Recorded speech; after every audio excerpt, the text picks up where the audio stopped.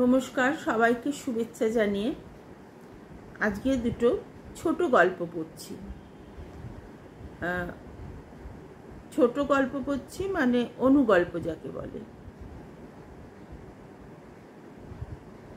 তোমার সাথে বিয়ের বাড়িতে দেখা হবে ভাবতেই পারিনি।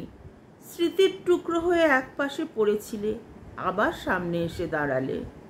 ভালো হলো না না? তা তো হলো না।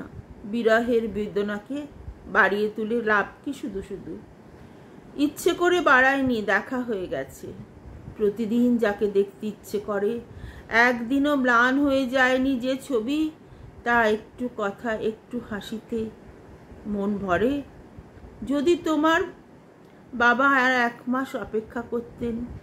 কেমন আছো? ভালোই তো। ভালো না থাকলে যে আর একজনকে ঠকানো হয়। ওদের তো কোনো অপরাধ নেই, ওদেরকে ঠকানোর কোনো অধিকারও আমাদের নেই। ভবিতব্যকে মেনে নিয়ে যা পেয়েছি তাই নিয়ে ভালো থাকতে হবে। হ্যাঁ, এছাড়া উপায় নেই। এখন থেকে নিজের বাসায় অন্য বাসা। নমস্কার। আমার দ্বিতীয় গল্প হচ্ছে নিভৃত অভিমান। তুমি? হ্যাঁ, আমি।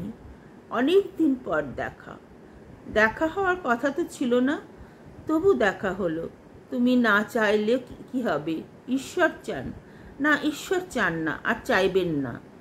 তোমার ট্রাম আসছে, তোমার ভুল ভাঙবে যেদিন, সেদিন অনেক দেরি হয়ে যাবে।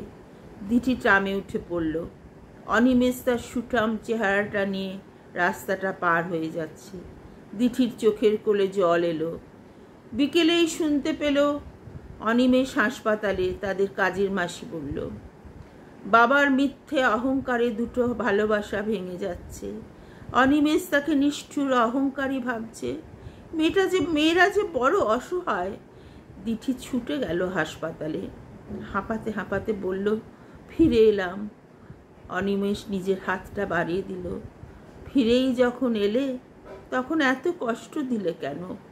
দিঠি অনিমেষের বুকে মাথা রেখে বলল, আমি কষ্ট পাইনি।